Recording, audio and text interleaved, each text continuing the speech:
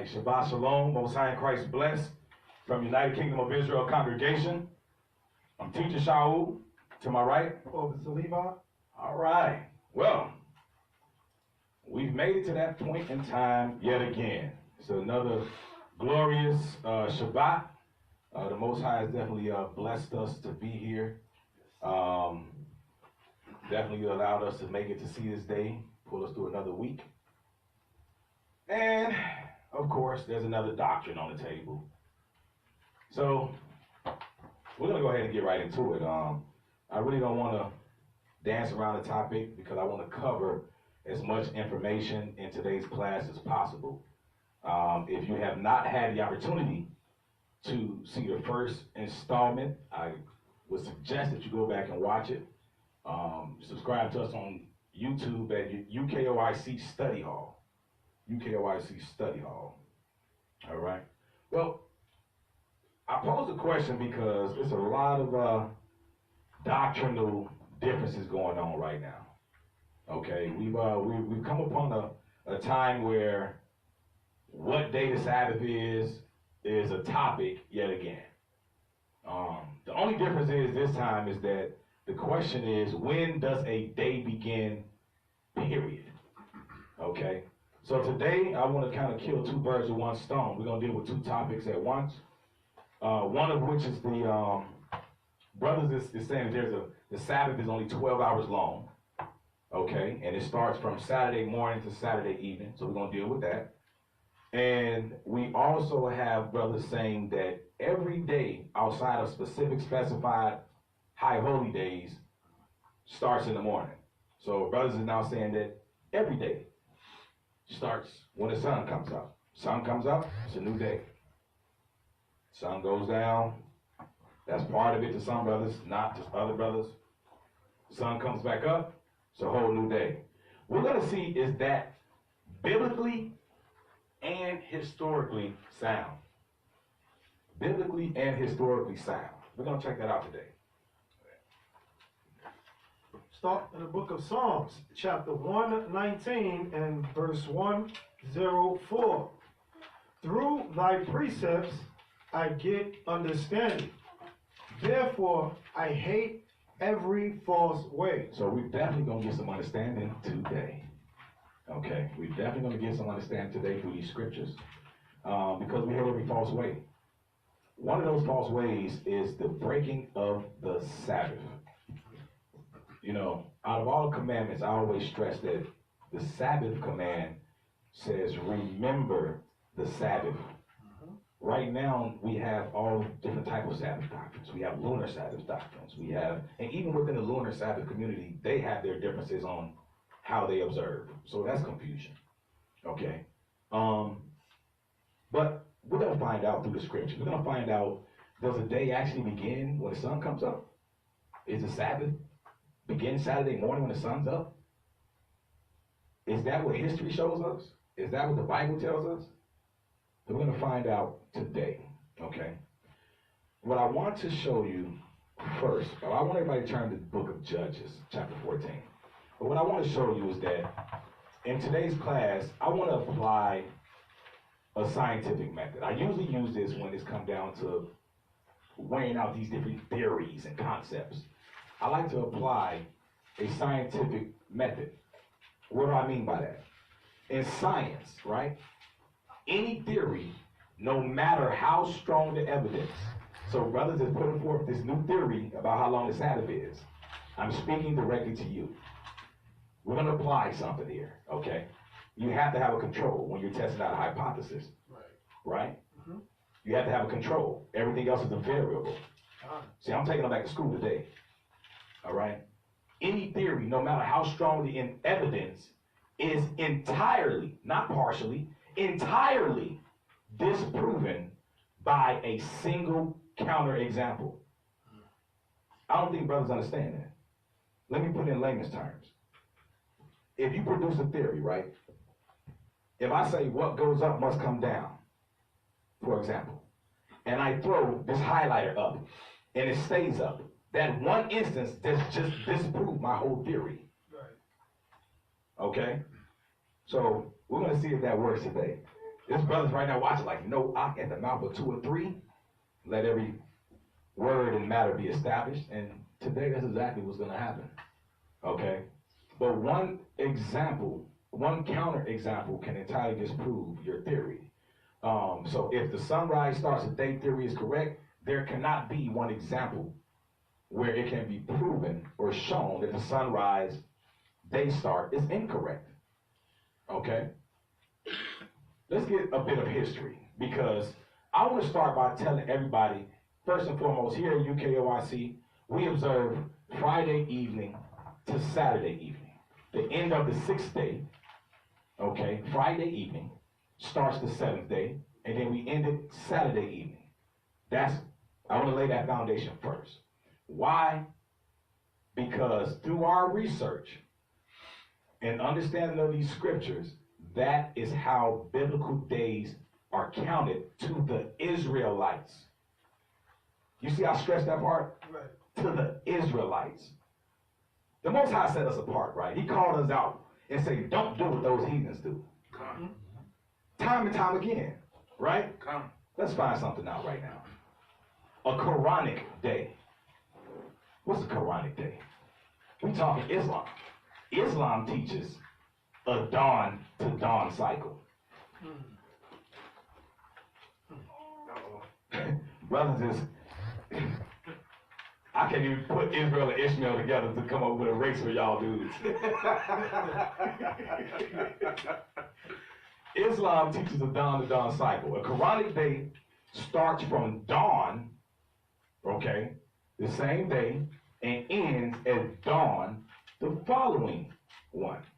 For instance, a Quranic day, Friday starts from Friday at dawn and ends Saturday evening, or excuse me, Saturday at dawn. Okay? That's a Quranic day.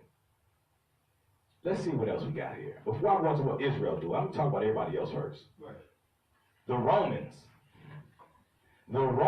and Egyptians, but you know that these crackers today ain't nothing but Romans. Yep. That's why they got their eagle and pyramid on the dollar, and everything they do, just like when we talked about on these holidays and the different things they mimicked after the Greco-Roman era. God. Right? That's all it is. When we covered the last Sabbath about fraternity and sororities, right, we found out that the Greeks mimicked the Egyptians. And those five-side fives and all of them, that's all go back to Egyptology. The Romans and Egyptians began their day at midnight, as the world does today. Uh-oh. So when, midnight is a new day, which is stupid. Okay. How is midnight the beginning of anything? Keyword mid. You see how simple people can be? Right. What else do we got here? The Babylonians. Here we go. The Babylonians, because when I posed my question the other day, let me go back to my question. My question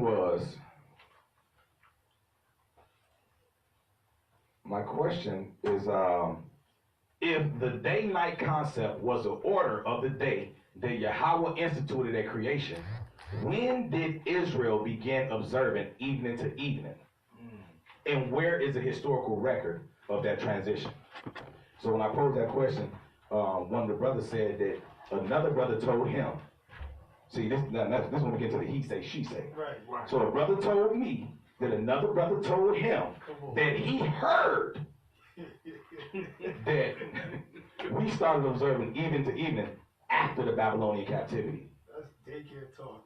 Yeah. It's a lot of parents in the room. Yeah. A lot of substitute teachers, man. Let's see if that's correct, because according to history, excuse me while I drink my pomegranate juice. According to history, the Babylonians began their day at sunrise. Wait a minute. The Babylonians began their day at sunrise.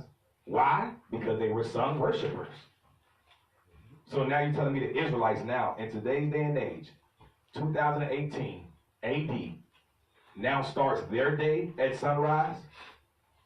Something's wrong with this picture. unlike the early Babylonians, whose day began with sunrise, the Jews began theirs with sunset. Some critics, Dillman among them, and what I'm reading I'm reading from, this is about the Sabbath from Rosin, Rawson's edition. This is from 1885. You know what, the same year they took out the Apocrypha. This is same year they took out the Apocrypha, right?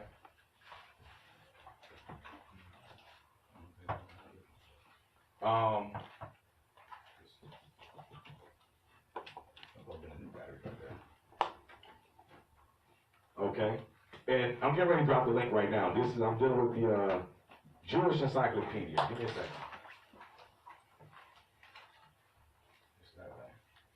What's that plug into?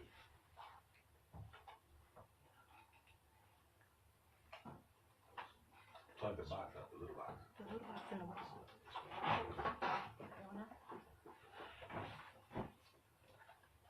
Make sure everything's in solid.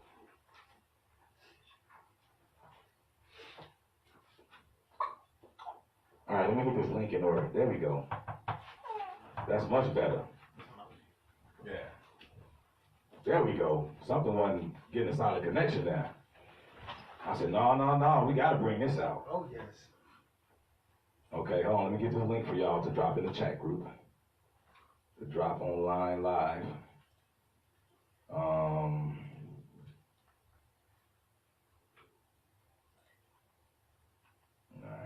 drop this to the soldier.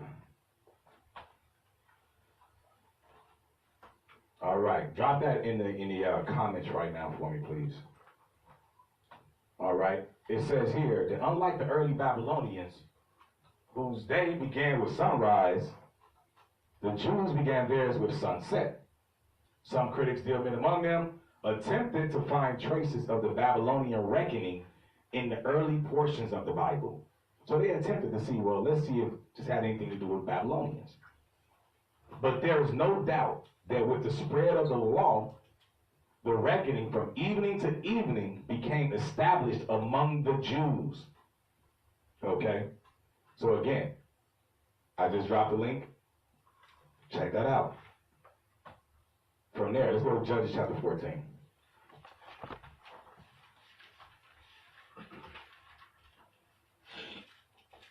Watch this. We're going to go see what Samson said. Judges chapter 14. I want you to read verse 12 for me. Judges chapter 14 and verse 12. And Samson said unto them, I will now put forth a riddle unto you. If ye can certainly declare me within the 7 days of the feast, and find it out, then I will give you 30 sheets and 30 change of garments. So Samson said, you know what? I'm about to hit y'all with a riddle. If y'all can figure it out within 7 days of the feast, I got you. Sheets, garments, I got you. Okay? Let's see what happened. Drop down to verse 18. Verse 18. And the men of the city said unto him, on the 7th day, before the sun went down. Wait, before what? The sun went down. Read on. What is sweeter than honey, and what is stronger than a lion? And he said unto them, if ye had not plowed with my heifer, ye had not found out my riddle. Now, Samson gave them 7 days of the feast to answer his riddle. Before the sun went down on the last day, that's when they came with the answer.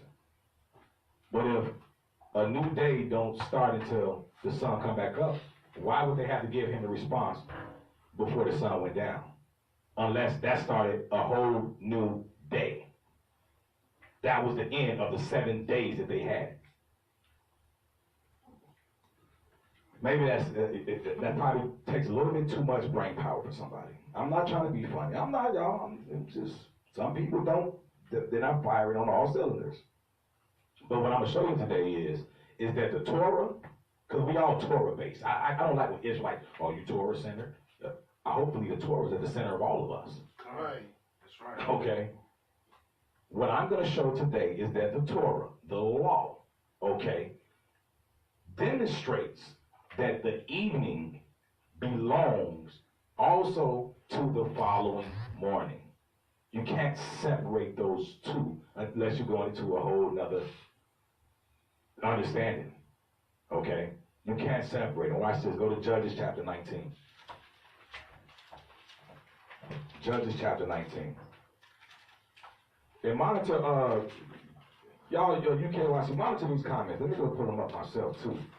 Because there was some brothers that was in the class earlier, and you had brothers that wanted to go in there and kind of scoff a little bit because they ain't agree with their breakdown. I want them to come in this one.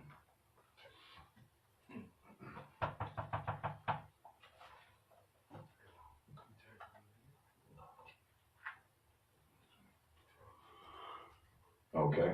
Judges chapter 19, read verse 9. Judges chapter 19 and verse 9. And when the man rose up to depart, he and his concubine and his servant, his father-in-law, the damsel's father, said unto him, Behold, now the day draweth toward evening. The day draweth toward the evening. Come on. I pray you tarry all night. Mm-hmm. Behold, the day groweth to an end. Wait a minute. See, we might have read that too fast for him.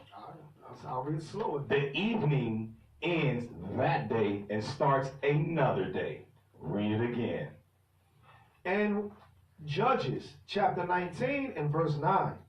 And when the man rose up to depart, he and his concubine and his servant, his father-in-law, the damsel's father, said unto him, Behold, now the day draweth toward evening. He said, look, because this day, because everybody, oh man, it's not 12 hours in a day. Yeah, plug that somewhere.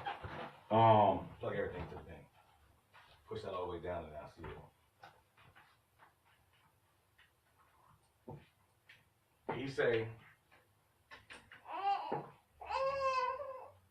He says,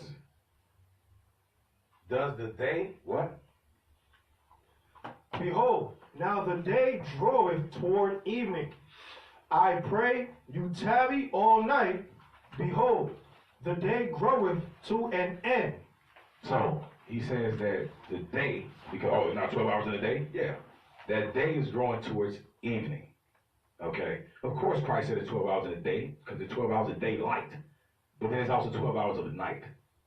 See, we'll get into that because it's broken down in the scriptures too, where they talk about the nighttime and those hours. All right? But it says to show you that the evening and the daytime portion is a part of the same day. Okay? He says, the day draweth towards evening. I pray you tarry all night. Behold, the day groweth to an end. Go ahead.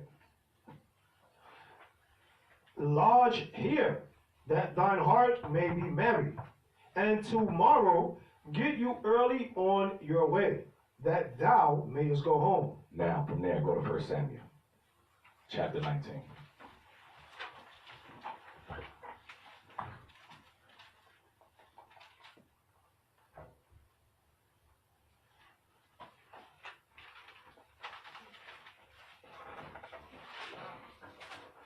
First Samuel chapter 19 and verse 11. Saul also sent messengers unto David's house to watch him and to slay him in the morning. Mm-hmm. And Michal, David's wife, told him, saying, If thou save not thy life tonight, tomorrow thou shalt be slain. So again, we see that that evening belongs to the following morning as well.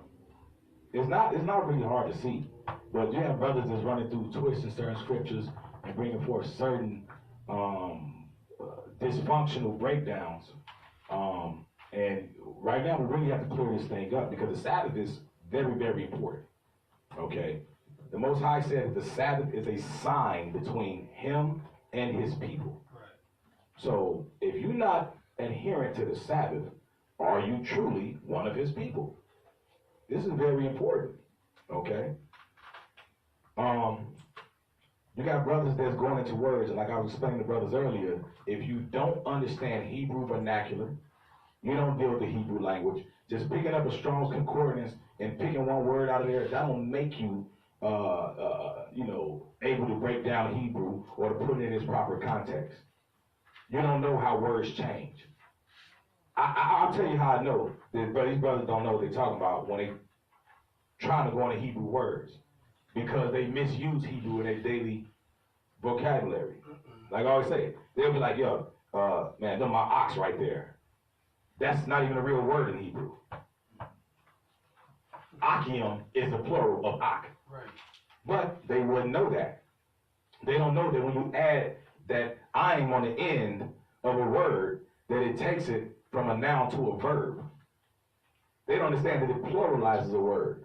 Okay, they don't understand the different usages. They don't understand where verbs are placed in a sentence. They don't understand where the subject falls at. They don't understand how you describe this object, whether in motion or not. It's a whole bunch of different things.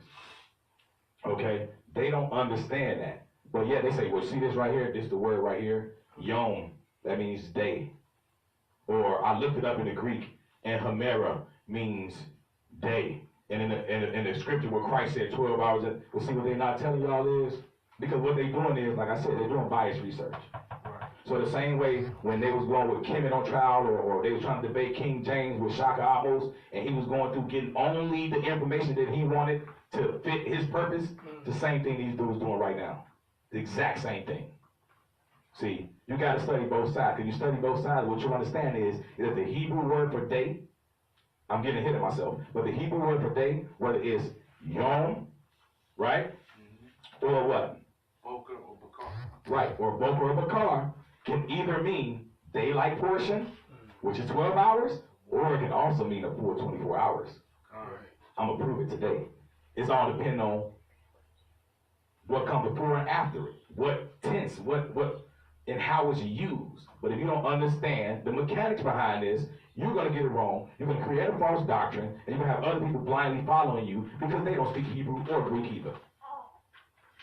All right? Watch this. So when attempting to define a word, the complete meaning of the word should be presented. You don't present somebody, well, see, this means 12 hours.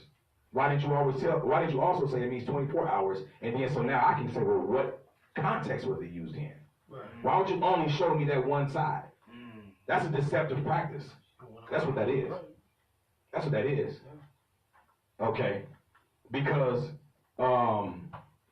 especially when a word can be used to define or support more than one meaning, you have to present and show forth both, with supporting references and supporting information to in order for us to correctly break down and understand what that word is meaning and what sense is it being conveyed in. Okay? So let's look at something. Grab that Josephus right there. Because I want to go into some historical aspects. For those that don't know, Josephus was read the back of it, I think it's on the back. Yeah, you read that. So this is the back of the works of Josephus. Josephus. No. Josephus. The writings of Josephus, the first century Jewish historian, are indispensable to a proper understanding of Jewish thought. So this is a first century historian. This is a primary source. Okay, go ahead. Background and history up to and around the time of Christ. Here's what make this one volume edition of the works of Josephus. It says that he brings forth the background and history up to and around the time of Christ. That's good. Open up to that one portion right there. Okay, I want everybody to jot this down today. We're going to go to Josephus. The works of Josephus is all his works all together. Wars of the Jews and, different works that he has put together, all compiled into one volume, one book. We're going to the Wars of the Jews, and it's chapter 4, or excuse me, book 4.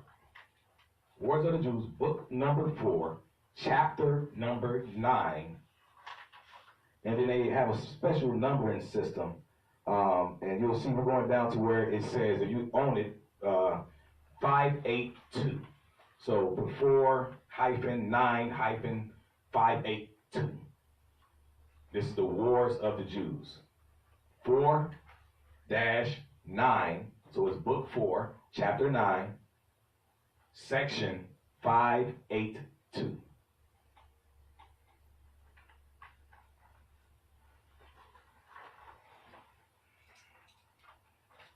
Yeah, actually start reading from that end. Yep. All right, so the book of Josephus, book 4, chapter 9, section 582, and it reads, "And the last was erected above the top of Pastorphoria." So what he's talking about right here, he's talking about towers, okay? The edges of the city. They had them up in the temple around the edges, okay? He's talking about this. Let's see what he says about it. Come on. "Where one of the priests stood," So you have a priest standing on top of the tower. Come on. of course, "and gave a signal beforehand with a trumpet." So the priest was standing there and blow the shofar. He would blow the trumpet. Let's see when he did it. Come on. "At the beginning of every 7th day." So at the beginning of the Sabbath, you got some brothers that's preaching a heretical doctrine saying that the Sabbath day is when the sun comes up. And that the Sabbath is only 12 hours from sun up to sundown. That's heretical. There's no historical proof behind that. But let's see what history says. Because according to Josephus' primary source from the 1st century, a contemporary of the apostles, okay, he said that at the beginning of the 7th day, there's that word y'all like to hang on, 7th day, they will blow the trumpet. Come on. "In the evening." When? "In the evening." Read it from where it says at the beginning again. Not like. God "gave a signal beforehand with a trumpet at the beginning of every 7th day. In the evening twilight." Cut. Read on. "As also at the evening." When? "As also at the evening when the day was finished." So, we don't even need to even go any further, but I know y'all ain't gonna just go off that. That was too simple. But according to the 1st century historian, Josephus, okay, he said that the priest would blow the trumpet at the beginning of the 7th day at evening, and when that day ended at evening. So that lets you know that during the 1st century, the Israelites observed the Sabbath from evening to evening. Right. Oh, it get deeper. I can't let them off the hook that easy. They brought me out of retirement. Watch this. Okay, read on. It's also at the evening. All right. "As also at the evening when the day was finished, as giving notice to the people when they were to leave off work, and when they were to go to work again." So clearly, because there's no work on the Sabbath. Right. So and keep that in mind, because I'm going to bring something up later on, too, about this heretical doctrine that they preaching. Okay, because you will see. Let's just say this. According to scholars, they will blow the trumpet, let you know the Sabbath started in the evening, ended in the evening. Plain and simple. Okay, ain't no two ways about that. All right. Now, what about, because over here at UKOIC, we promote scholarship and less drama. Okay, so we're going to deal with that's what one scholar said. Right. I'm going to deal with archaeology now to validate what he said. In case somebody says, man, you can't believe this Josephus guy. He was a Pharisee, self-proclaimed, all this type of stuff like that, right? Okay, let's see. So I'm going to go and this is coming from the 1980 edition that came out in July and August of 1980 from the Biblical Archaeology, from the Biblical Archaeology society, okay? It says, when we exacted the beautifully paved Herodian street adjacent to the southern wall and near the southwestern corner of the enclosed wall, we found a particularly large ashlar block. On the inside was a niche where a man might stand, like Josephus said, right? A little cutout for somebody to stand at, especially if the ashlar were joined to another, which would enlarge the niche. On the outside was a carefully and elegantly incised Hebrew inscription that reads, "To the place of trumpeting to declare." So clearly, the spot that they found through an archaeological dig was the place that Josephus described, where the priest would stand, the place of trumpeting, to blow the trumpet at the beginning and end of the Sabbath. The Western Wall, as I mentioned, the continuation, and the 2,000 years ago, this stone fell from the top corner there, where the priest used to blow his shofar to say about when the Shabbat begin and when it's ending. And this one, it say Lebet Atkiah, to the house of the trumpeter, the blowing of the shofar. It happened from the priest, the high priest of the Jews, and it fell here in this corner, and it's now in the museum. So it's an amazing thing. The high priest in the temple blew the shofar for the beginning of the Shabbat and for the end of the Shabbat. The Shishul Roman. Which took place in the evening. So you can't say this brother was wrong because they found an archaeological site that contained exactly what he described. That's written in stone. So y'all can miss all them 2018 doctrines and all that new madness y'all coming up with, man. Repent. That's it. All right? Watch this. It says, it must have originally come from the pinnacle of the southwestern corner of the Temple Mount. From a spot on top of the temple chambers, a priest would blow a trumpet on Sabbath Eve to announce the arrival of the Sabbath and the cessation of all labor, and to announce on the following evening the departure of the Sabbath and the resumption of all labor. Again, that's the Bible Archaeology Society that confirms what Josephus, the first century historian, said. See, y'all doctrine not holding up too well right now. But I ain't finished because I'm going to address the points y'all brought out. And I'm going to deal with the language and everything else. Y'all know I ain't done with them yet. All right? Let's go into the Ryrie Study Bible. A lot of y'all may have Ryrie Study Bibles. They had to keep KJV versions and things like that. But the Ryrie Study Bible, this is what it says. Since daytime closes at evening and the night ends with the morning, the phrase indicates that the first day and night has been completed. Evening and morning cannot be construed to mean an age, but only a day. Everywhere in the Pentateuch, or the first 5 books of the Bible, the word day, see, this is where they don't understand language. This is the ultimate cut. This is where they hit right here. I could just end it and say Shabbat Shalom. Okay? Watch this. This is the part they don't know, why they pulling all these Hebrew words out there behind. Watch this. The word day, ask anybody to speak Hebrew. Don't take my word for it. Go to an actual living person that speaks Hebrew. Matter of fact, ask Moreh Yeshaya, Old Testament brother. Ask Hashub the Danite. That brother was raised speaking, you know the brother. Right. That brother was raised speaking Hebrew. Ever since an adolescent. Go ask him if what I'm about to say is true or not. Because this cuts your whole doctrine about the Sabbath.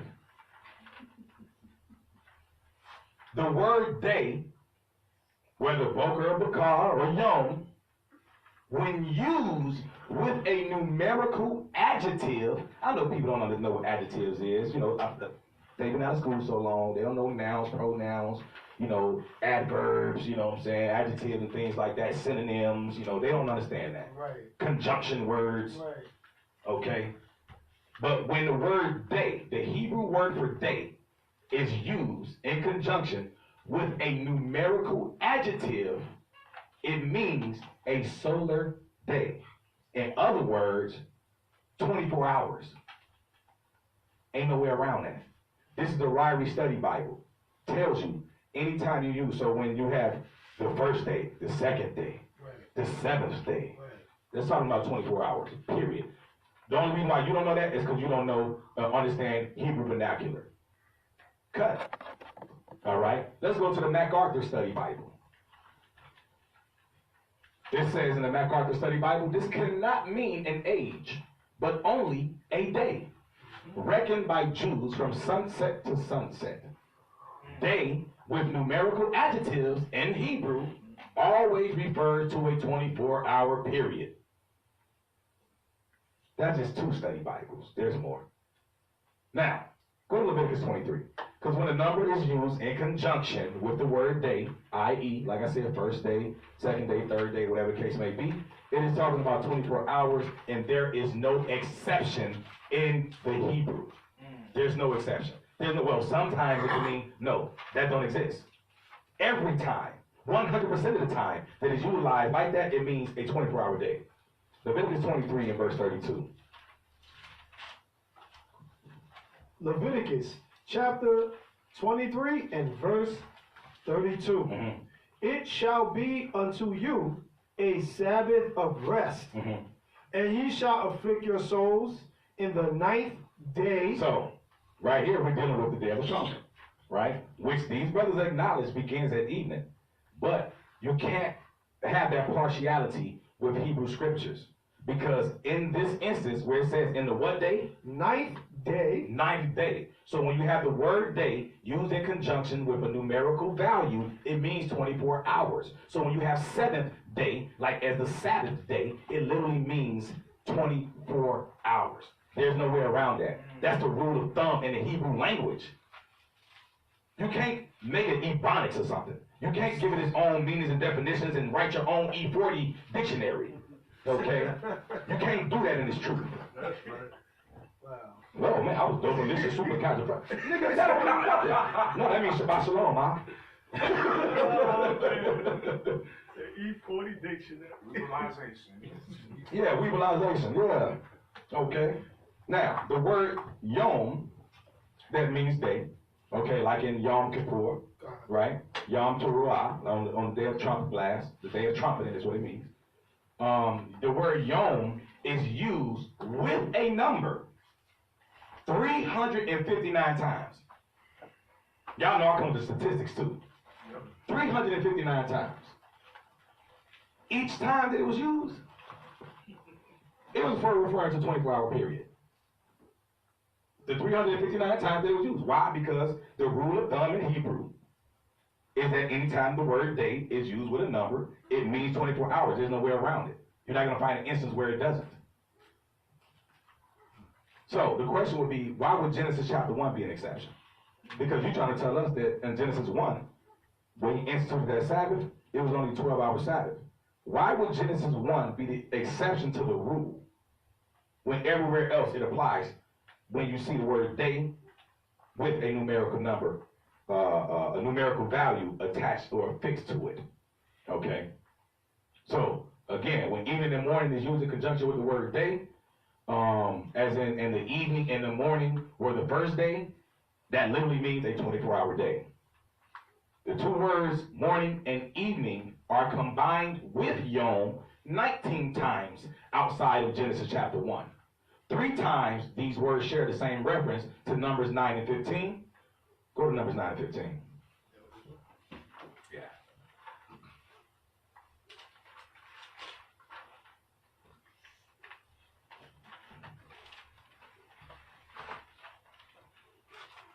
Numbers chapter 9 and verse 15. Mm-hmm.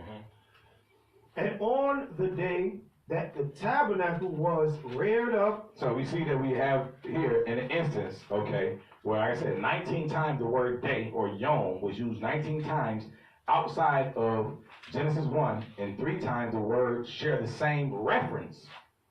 And number 9 and 15 is one of those instances. So go ahead. And on the day that the tabernacle was reared up, the cloud covered the tabernacle, namely the tent of the testimony.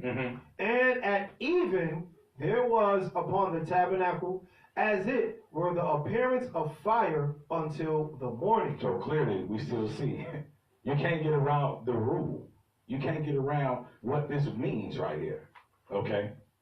There's no way to circumvent that. We still dealing with a 24-hour period. I'll give you another example. Go to Daniel 8 and 26. Let's go to Daniel. I'm not going to play with this topic. Go to Daniel 8 and 26. See, they came on the other brother's live video talking about all talk, no scriptures. So I'm going to show and prove tonight. 8 and verse 26.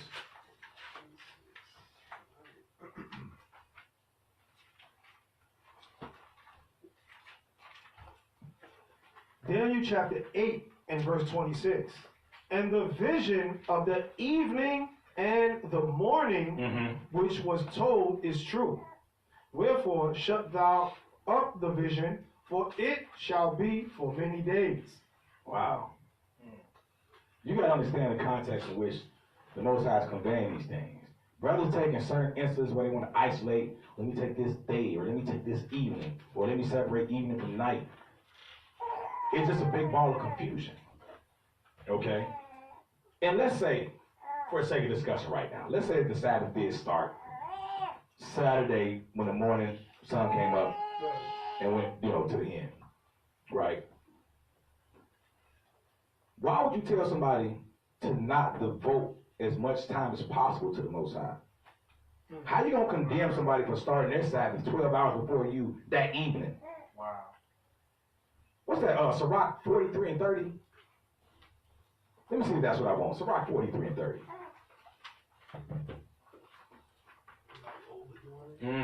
That's it.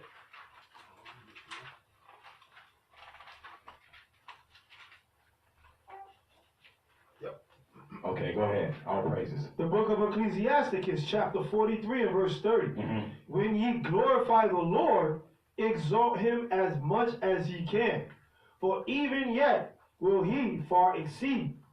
And when ye exalt him, put forth all your strength. No, put forth just 12 hours worth. Put forth all your strength. Go ahead. And be not weary, for ye can never go far enough. You can never go far enough, but yet you want to cut the Sabbath in half. There's a problem with this. This is a problem with that line of thinking. Okay? And we'll go a little bit further just to say that when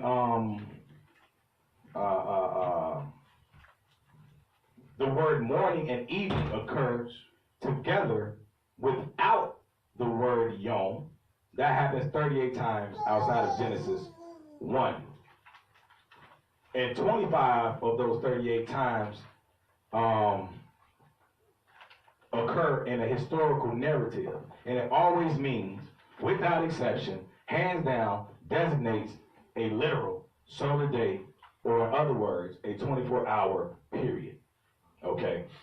So, what it boils down to is any combination of the words morning, evening, and yom use their extra linguistic references value to its full extent when everything is put to its fullest extent, when you go into these definitions and you go into the context in which they're used in a conjunction with other words or numerical values are placed in conjunction with the word day, they always mean 24 hours. There's no way around that. I don't care what who said. Unless you speak the language, understand the language, you can't say otherwise. But that is exactly what it is. It always means it. And in every 389 references that there is in the scriptures, it always meant it. There's no way around that. You're gonna tell somebody with 100%. It's like if you 100% from the free throw line. How I'm gonna walk him and say, I bet he makes his next 5 shots. There's no proof that he's ever missed. So how do you come and say that in this one instance, the Sabbath is only 12 hours, when any time that the word day is used with a numerical value attributed to it, it always means 24 hours. So you're going to disprove a fact with a theory. Get the hell out of here, man. That's like disproving the Most High's creation with the Big Bang Theory or something. Wow. How do you come with a theory to disprove a fact? It's madness, man. Brothers need to repent. Okay? So, what it all boils down to is that the word day differs with context, okay? Based on specific rules. Let's get that for now. Go to Exodus 20.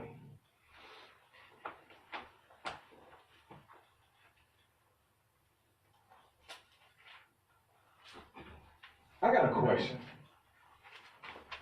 Because you got brothers that's, when we start dealing with the whole thing with the Sabbath, and brothers start talking about, oh, well, the Most High don't deal with darkness and all these different things and about dark. And I've seen brothers pulling out scriptures to show that basically all business was carried out throughout the day. And, once it got dark, shop was closed and all that type of stuff like that. Everybody went to sleep. Everybody. The cows. There was no second, there was no third shift Right. in ancient Israel, according to some brothers. But again, these are brothers who don't read the scriptures. They don't read. Okay. Let's find out. Actually, hold that. We're going to come back there. Put a little marker right there. We're going to come back there. Go to Luke chapter 2. I'll start New Testament this time. Luke chapter 2. Let's see something. Let's see if what brother's theory is correct. No night shift. No night shift. Everybody gotta go to sleep. Because the day's over. So a work day. So your work day is twice as long as your rest day? Or, according to them, it's only 12 hours worth of work too. That's a day to them. So business is handled in the day, work is done in the day, and the Sabbath is done in the day. So they wasn't delivering babies at nighttime. Bro, no. Luke chapter 2, verse 8. Let's find out. Luke chapter 2, verse 8. And there were in the same country shepherds abiding in the field, keeping watch over their flock by night. Strike one. Luke chapter 5.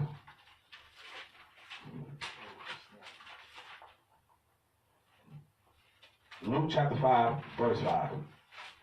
Luke chapter 5 and verse 5. And Simon answering said unto him, Master, we have toiled all the night. We've been working all night. Christ. Read. And have taken nothing. Nevertheless, at thy word I will let down the net. Strike two. Let's go Old Testament. Nehemiah chapter 4. Nehemiah chapter 4. It don't take much to get this thing, but since brothers want to hear scriptures, this is what we're going to give them. Right. Nehemiah chapter 4, start at verse 21. Nehemiah chapter 4 and verse 21. Mm-hmm. Give ye now commandment to cause these men to cease, and that this city be not builded, until another commandment shall be given from me. Mm-hmm. Take heed now that ye fail not to do this. Why should damage grow to the hurt of the kings? Read on. Now, when the copy of King Artaxerxes' letter was read before Rehum and Shemshaiah, the scribe, and their companions, they went up in haste to Jerusalem unto the Jews, and made them to cease by force and power. Then ceased the work of the house of God, which is at Jerusalem, so it ceased until the 2nd year of the reign of Darius king of Persia. My question is, because now we're going to get into questions. Did they only build in a day? Yeah, I want to know the story about them working in shifts. They must have never heard that thing. I think that's a major component. You got brothers in Israel that labored day and night. Okay. So when we was in the Egyptian captivity, we was only working during the daytime. We didn't work at nighttime. Right. Nehemiah 4.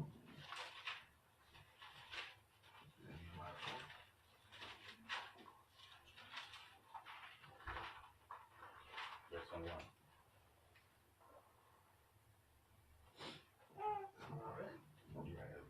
Oh, God. Salah. I read Ezra. I meant to read Nehemiah 4 and 21. All right. Go ahead. Nehemiah chapter 4 and verse 21. So we labored in the work, and half of them held the spears from the rising of the morning Uh-oh. till, Give him that third strike right now. Come on. till the stars appeared. Mm-hmm. Likewise, at the same See, you time, would think that, you see, we worked from the morning till the sun went down and the stars appeared, right? Read on. likewise, at the same time said I unto the people, let every one with his servant lodge within Jerusalem, that in the night they may be a guard to us, and labor on the day. And labor on the what? On the day. I thought the day was only when it was light outside, when the sun was up. That's 3 strikes. Read. Verse 23. So neither I, nor my brethren, nor my servants, nor the men of the guard which follow me, none of us put off our clothes, saving that every one put them off for washing.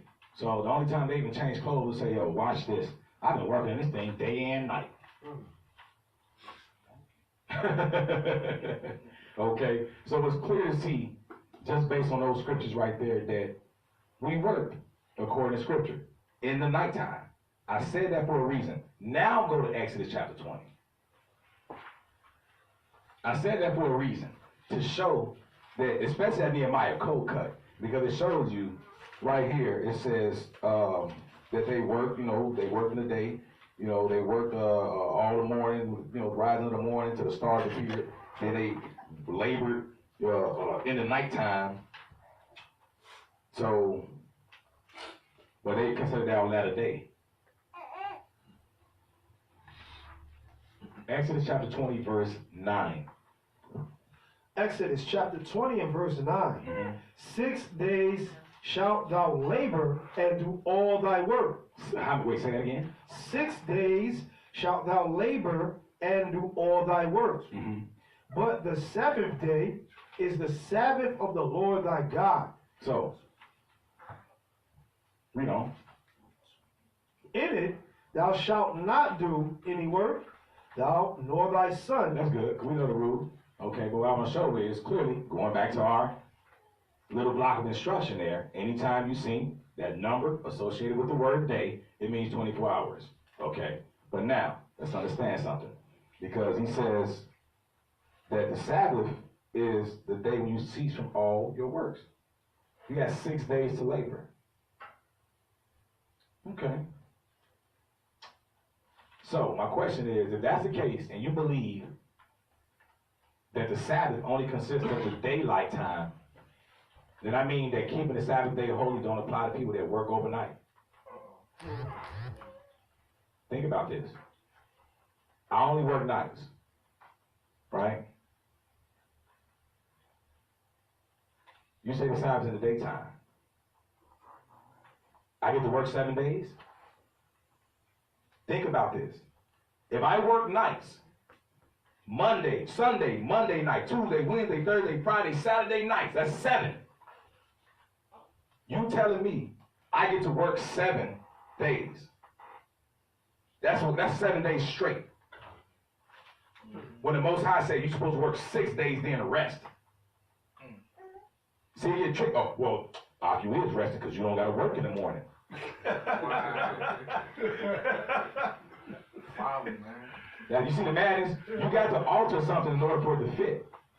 Because you tell me I can work 7 straight. Because you can't show me in this, that the night or this evening portion.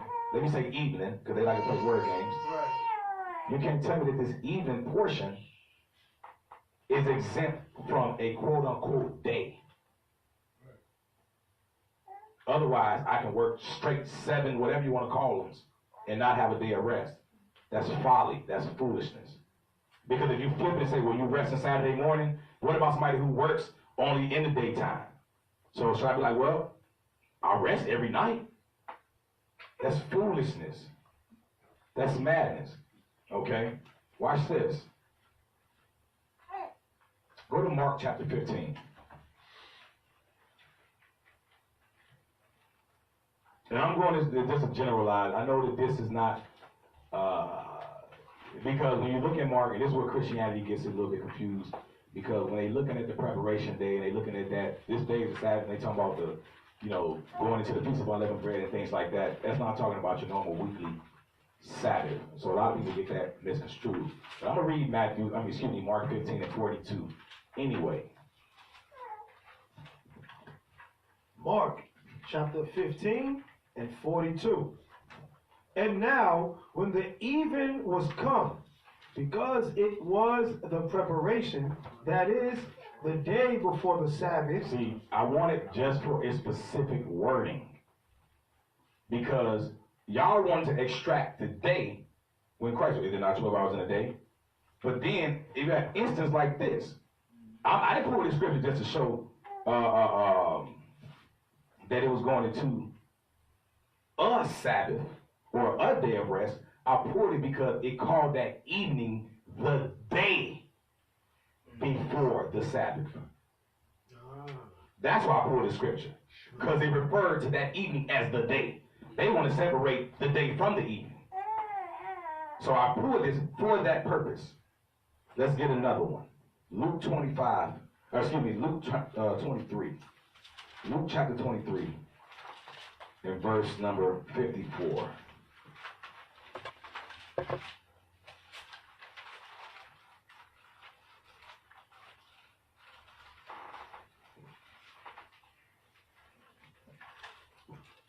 Luke chapter 23 and verse 54.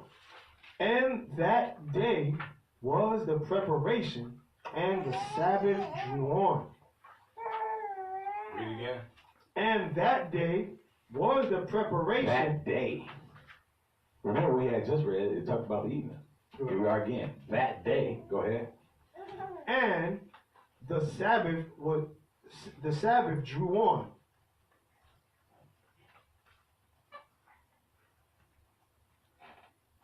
All praises. Okay, watch this. Let's get John chapter 19. John 19 and we're going to get verse 31 with this also.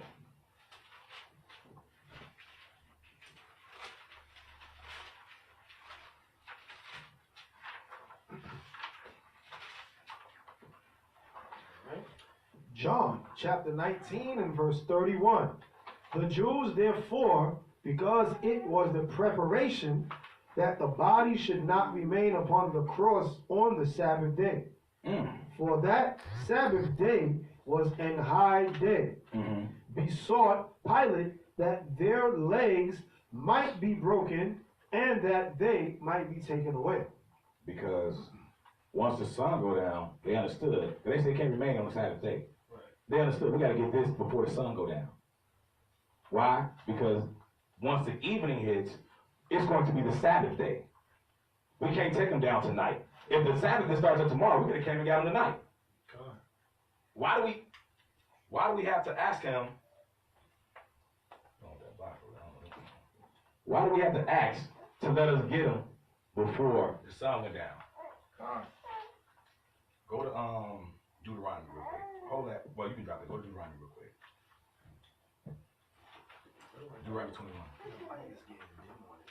That's what I see. It's a short so.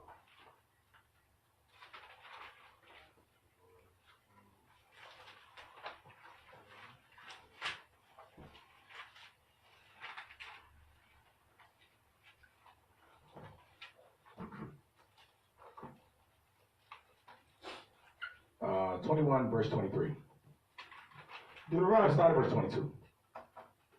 Deuteronomy chapter 21 and verse 22. See, everybody knew. The Jews already knew that a new day starts at evening. Watch this. And if a man have committed a sin worthy of death, This is why they went and sought the body of Christ before the sun went down. Watch this. and he be to be put to death, and thou hang him on a tree, his body shall not remain all night upon the tree, but thou shalt in any wise bury him that day. For So- he It says you should bury him.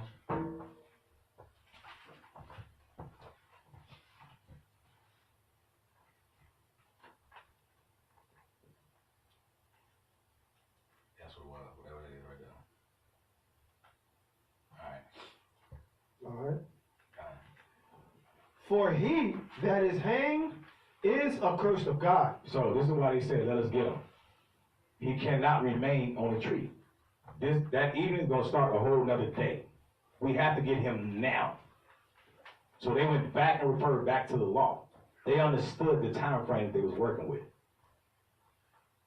Now, Negroes today want to switch it up.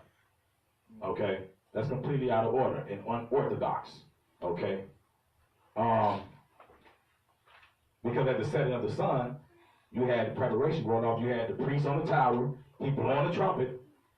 Just like Josephus said, just like archaeology has proved. He there. Bang, bang, bang. Oh, snap. The Sabbath coming, y'all. Hey, we got to get this body down. Right? Now, go to Psalms chapter 7.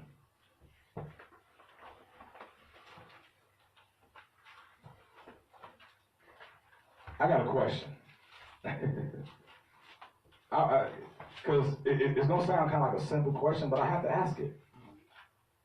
Psalms chapter 7, verse 11. Psalms chapter 7 and verse 11. God judgeth the righteous, and God is angry with the wicked every day. So is that only when the sun is up, he mad with the wicked? Oh, man. So you could just run up. That's why people run amok at nighttime, huh? Uh-huh. That makes The sense. freaks come out at night. God. Because the Most High is only mad with they wicked behinds during the day. Because at nighttime, everybody sleep.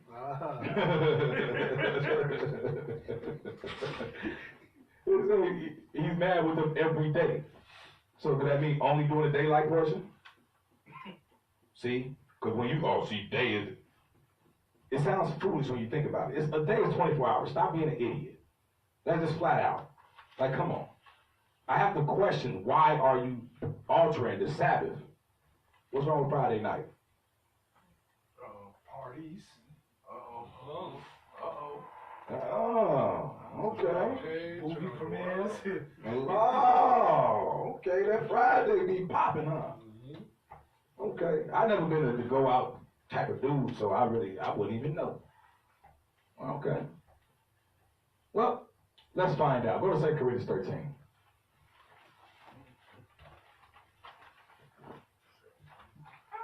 So, we already know flat out that the Sabbath is a time when you're supposed to abstain from work, right? You're supposed to refrain from doing all your work. That's how it was in the back in ancient Israel, and that's how it should be today. I'll say. Okay.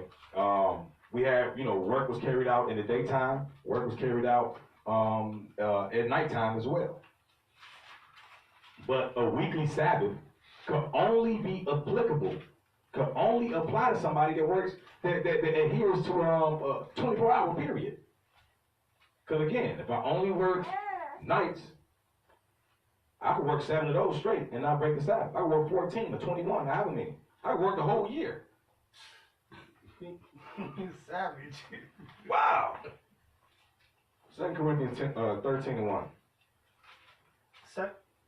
2 Corinthians. 2 Corinthians chapter 13 and verse 1. This is the third time I am coming to you. In the mouth of 2 or 3 witnesses shall every word be established. So again, in the mouth of 2 or 3 witnesses, every word should be established. Okay.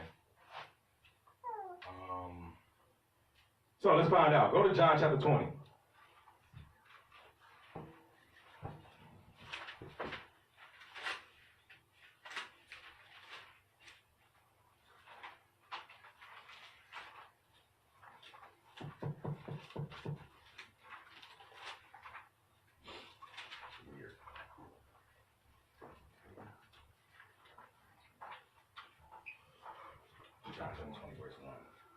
John chapter 20 and verse 1.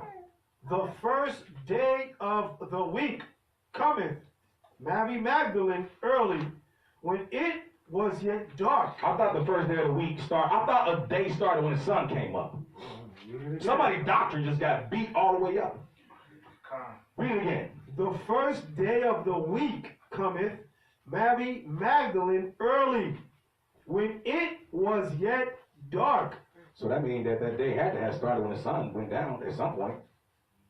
Because it was already the first day before the sun came up. A day starts when the sun rises. No, nigga, you Babylonian.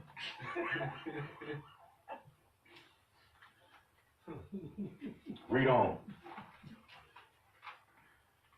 Unto the sepulchre, and seeth the stone taken away from the sepulchre.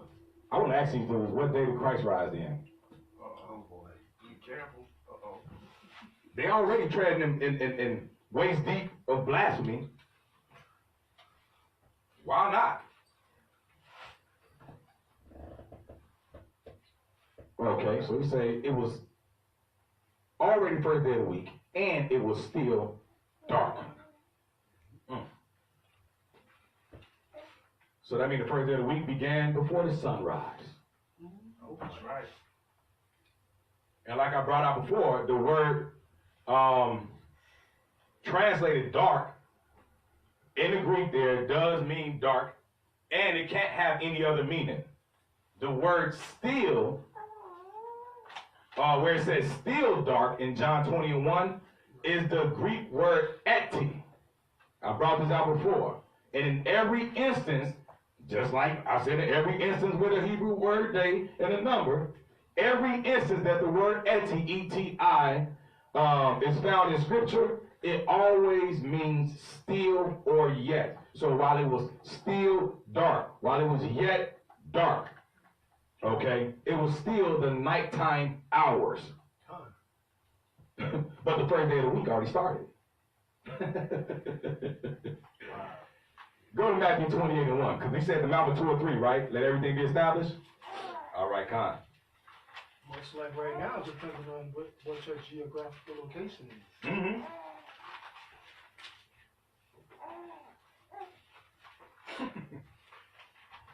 Matthew 28:1. Matthew chapter 28 and verse 1.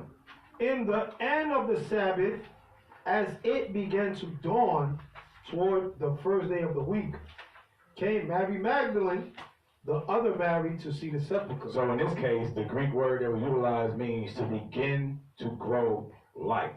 So again, it was still dark. Okay? It was beginning to grow light outside. So the sun had just began to peek up on the horizon. Okay? It still wasn't even up yet. Read on. Verse 2.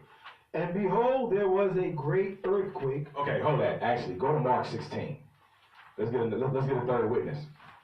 This is how you know when the Sabbath ended and when the next day began. Because I thought that those two scriptures pretty much was clear enough. Right? I definitely thought that John 20 verse 1 was clear. Where it said it was early while it was yet dark. It was first day of the week, right? What's another rule of the Sabbath? What can you not do on the Sabbath? Kindle fire. What else? Work. I already said that. Microwave. Buy stuff. There you go. Thank you, sir. Thank you. You cannot buy nothing on the Sabbath.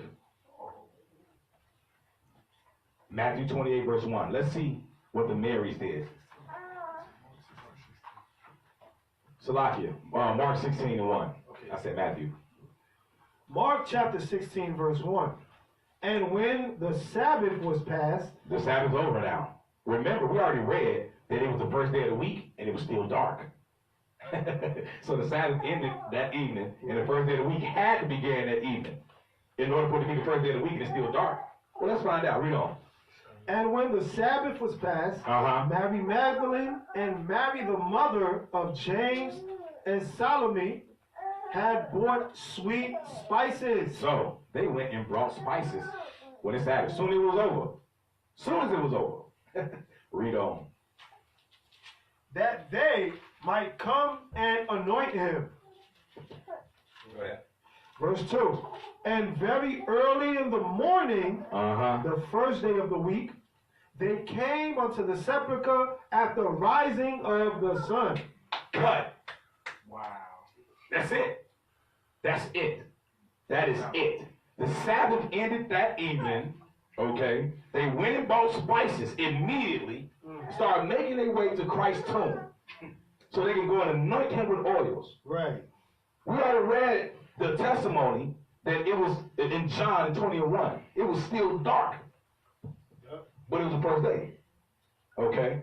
Now, in order for somebody to buy something when it's dark time, that lets you know somebody had to be working at night. Uh-oh. Double-edged sword. Oh, man. Whoa. It's too easy. I do this as a hobby. Okay? That right there, that was another cut. Why?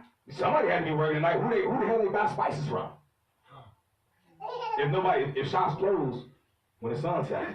Or maybe he called out and he had to make that time up. God. Okay. So let's see something here. So here's a quick summary. John 20 verse 1 says it was on the first day of the week. It was still dark. Therefore, the first day of the week had already begun prior to sunrise. Right. Mark 16:1 says they bought spices when the Sabbath was past. Yet it was before the sun had risen, proving that the Sabbath ended at sundown. Matthew 28:1 says that it was after the Sabbath during the period of time that it began to grow light, a word that describes the period of time just before sunrise. Therefore, based on those three witness accounts, these three testimonies, they support the fact that the Sabbath ends at sundown and the first day of the week was already in motion and had begun prior to sunrise. Both them doctrines are shattered. You just got to be careful, man. Right. This is why you got to, every spirit, like the scriptures say, ain't of the Most High. This is why you got to try the spirit, by the spirit. Let me see if this is what this dude's saying or she's saying. Let me see if this matches up to the word. That's right. This is why you got to study and show yourself approved, Israel. Okay? Watch this. This is from a book called The Temple and Its Ministry in the Time of Christ. Now, I come with them sources on you, right? And this comes from page 179. One more time. What's the name? The Temple and Its Ministry in the Time of Christ. Okay. The Temple and Its Ministry in the Time of Christ. Page 179. The ancient records of tradition enable us to form a very vivid conception of Sabbath worship in the time of Christ. Formerly, the Sabbath commenced at sunset on Friday, the day being reckoned by the Hebrews from sunset to sunset.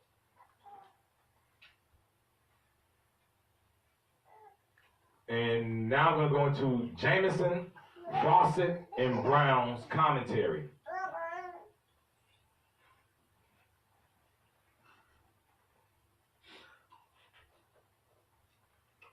On the word day. Based on Genesis 1 and 5, the first day. It says here, a natural day, as a mention of its two parts, clearly determines, and Moses reckons, according to Oriental usage, from sunset to sunset, saying not day and night as we do, but evening and morning. And then I want to also go into Fawcett's Bible Dictionary. See, that was Jameson, Fawcett, and Brown's commentary on the word day, but now I'm going to go into the Fawcett's Bible Dictionary. And Fawcett is spelled F-A-U-S-S-E-T. Fawcett's Bible Dictionary says, reckon from sunset to sunset by the Hebrew. Genesis 1 and 5, the evening and the morning were the first day. 2 Corinthians 11 and 25, a night and a day. Daniel 8 and 14. So our fortnight equals 14 nights, evening, morning, and noon. like mentioned in Psalms 55 and 17, are the three general divisions. Okay? Go to Nehemiah 13.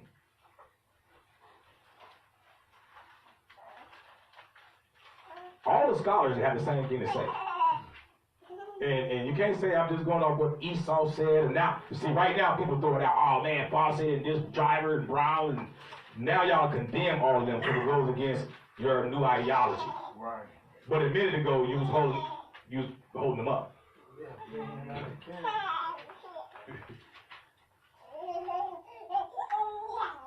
She's like, wait a minute. All right, Nehemiah chapter 13, verse 15. Let's get the full context because he said that they came no more on the Sabbath. Right. Read what you got. Nehemiah chapter 13 and verse 15. In those days saw I in Judah some treading wine presses on the Sabbath, and bringing in sheaves and laden asses, as also wine, grapes, and figs, and all manner of burdens, which they brought into Jerusalem on the Sabbath day. So according to some people, that was only during the daylight hours. Come on.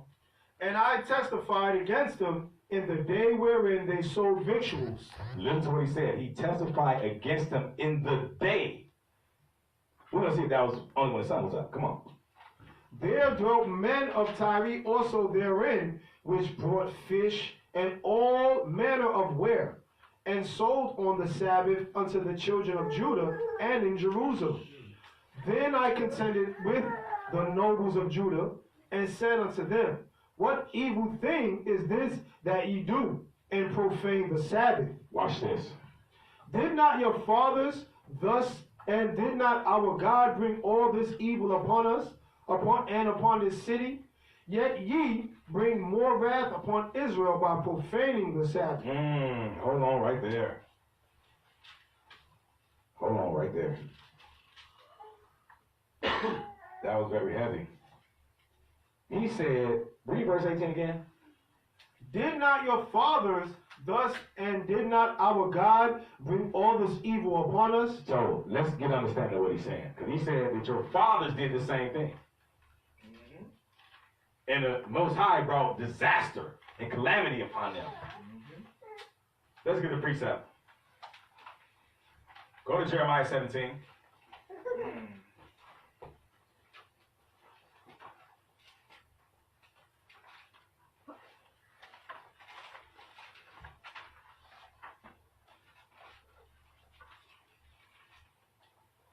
Because he said if they will stop bringing these burdens in on the Sabbath day and kept the Sabbath day holy, he would bless the city. He would bless it, and they will remain forever. And kings and princes will enter those gates forever. This is how, y'all got to watch what y'all doing. We're trying to get back to the kingdom. Calamity came upon Israel for them allowing folly to go on the Sabbath day. So let's see what happens. Start at verse 19. Jeremiah chapter 17 and verse 19. Thus said the Lord unto me, go and stand in the gate of the children of the people, whereby the kings of Judah come in, and by the which they go out, and in all the gates of Jerusalem. And say unto them, hear ye the word of the Lord, ye kings of Judah and all Judah, and all the inhabitants of Jerusalem that enter in by these gates. So remember this part. He is literally standing in the gates when he's delivering this message. Read. Verse 21. Thus saith the Lord, take heed to yourselves, and bear no burden on the Sabbath, nor bring it in by the gates of Jerusalem, neither carry forth a burden out of your houses on the Sabbath day. Neither do ye any work, but hallow ye the Sabbath day, as I commanded your fathers. Read on. But they obey not, neither incline their ear, but made their neck stiff, that they might not hear nor receive instruction. And it shall come to pass, if he diligently hearken unto me, saith the Lord, to bring in no burden through the gates of the city on the Sabbath day, but hallow the Sabbath day to do no work therein, then shall there enter into the gates of this city kings and princes sitting upon the throne of David, Go ahead. riding in chariots on horses, they and their princes, the men of Judah and the inhabitants of Jerusalem. And this city shall remain forever. Verse 26. And they shall come from the cities of Judah, and from the places of Jerusalem, and from the land of Benjamin, and from the plain, and from the mountains, and from the south, bringing burnt offerings, and sacrifices, and meat offerings, and incense, and bringing sacrifices of praise unto the house of the Lord. Most High say, you know what? I got y'all. All you got to do is keep the Sabbath day holy. Okay? Everything else going to fall into place. Don't bring no burdens in through the gates. Don't carry none outside of your house. I got you. Right? Read on. Verse 27. But if ye will not hearken unto me to hallow the Sabbath day, and not to bear a burden, even entering in at the gates of Jerusalem on the Sabbath day, will I kindle a fire in the gates thereof, and it shall devour the palaces of Jerusalem, and it shall not be quenched. So, this goes back to exactly what Nehemiah was saying. Did not your fathers do this? And the Most High brought calamity upon us? So watch this. Go back to Nehemiah. Go to Nehemiah 13. Pick up at 18.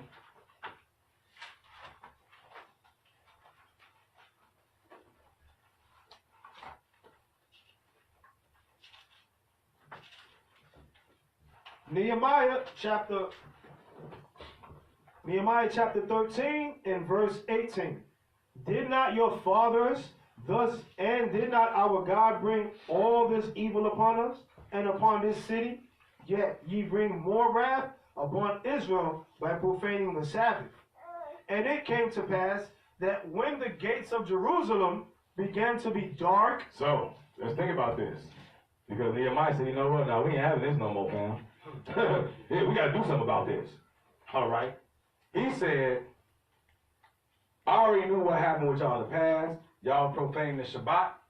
We got to get some, we got to bring some clarification to this thing right here. Okay? We got to get some things clear. So, he says, you know what? I'm going to post up. I'm going to make sure that y'all don't do this thing and profane the Sabbath. All right? Read verse 19. Go ahead. Start from verse 19. And it came to pass that when the gates of Jerusalem began to be dark before the Sabbath, I commanded that the gates... Wait a minute. Why ain't saying as it began to get light before the Sabbath? If the Sabbath don't start till the sun come up, read that part again.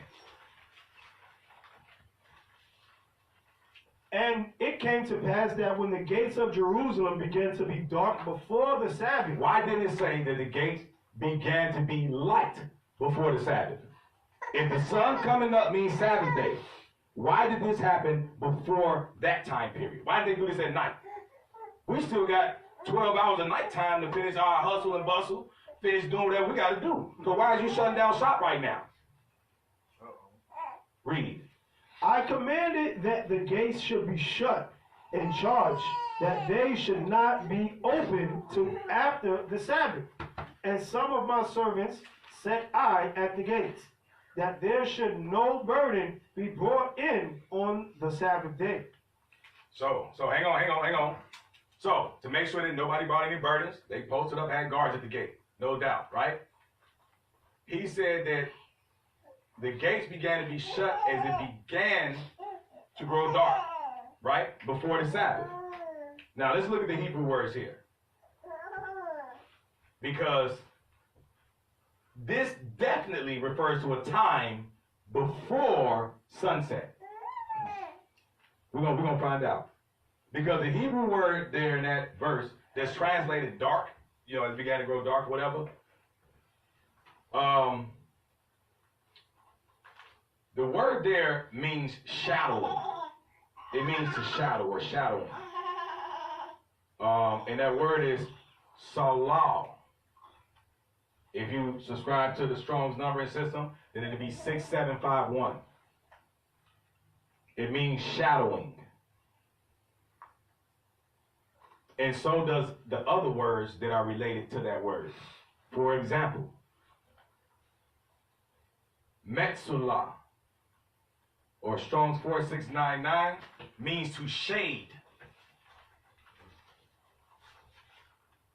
which is basically a compound word. Like we went through the whole thing like with Mitzrayim and different things like that. So you have Saleh, which is the root word, okay, which is 6738, means to shade, whether literal or figurative. A shadow. Okay? So, let's get some examples of that. Go to Job 40 and 22. To show that those words, the words that's used, to show that as it began to grow dark, literally means shadow. So we know that's when we see shadows cast. Okay? So this is still prior. This is as the sun begins to set. As it began to grow dark. Okay? Job 40 and 22. Job chapter 40 and verse 22. The shady trees cover him with their shadow. The willows of the brook. That right there is the word. That right there is the word. Sayel means to shadow. Okay?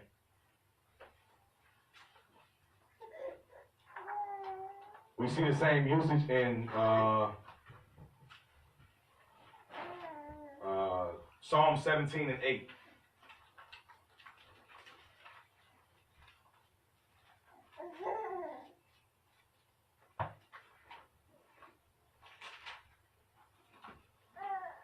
Psalms chapter 17 and verse 8.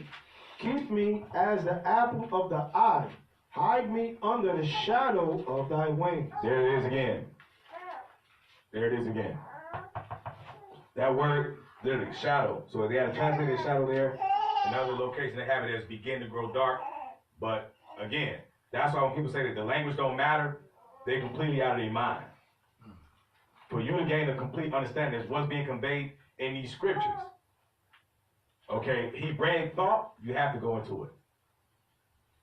Go back to Nehemiah 13. Pick up at verse 20.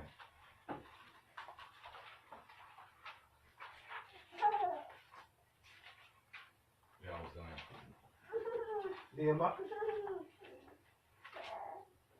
Nehemiah chapter 13 and verse 20.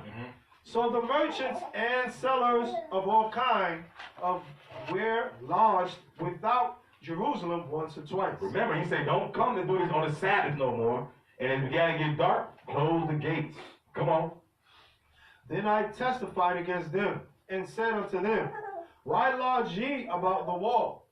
If ye do so again, I will lay hands on you. From that time forth came they no more on the Sabbath. You're going to get these paws. That's exactly what's going to happen. Get them work. Okay. Go ahead. Verse 22.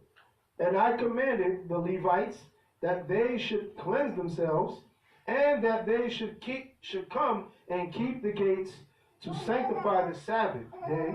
Remember me, O my God, concerning this also, and spare me according to the greatness of thy mercy. So clearly, based on, if the other verses didn't make no sense, if the other scriptures and our proofs didn't mean anything to you, clearly Nehemiah cleared it up. I would think.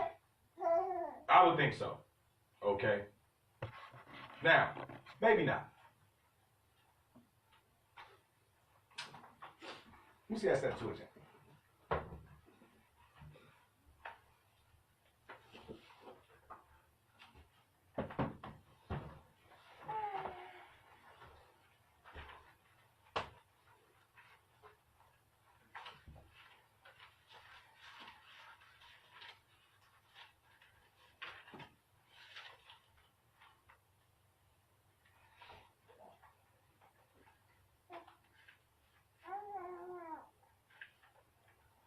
I want you to read this Genesis 1 and verse 5 from this is the Septuagint that we're reading from. 1 to 5. Mm-hmm.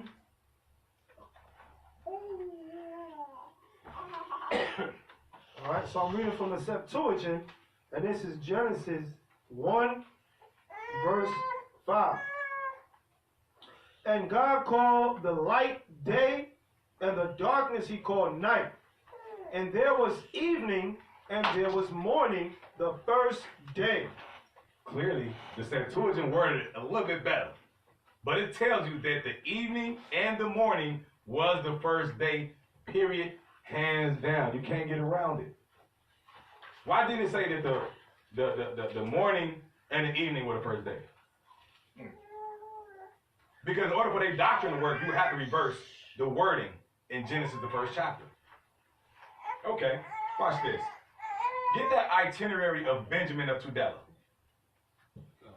Let's do that. Itinerary of Benjamin of Tudela.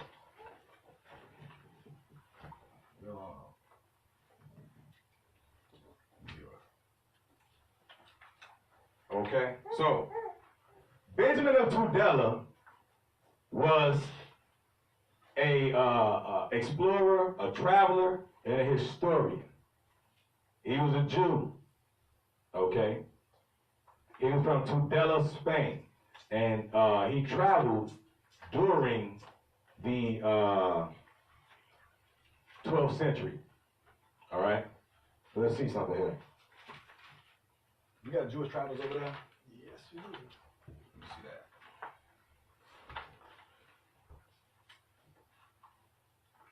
Let me read this about him.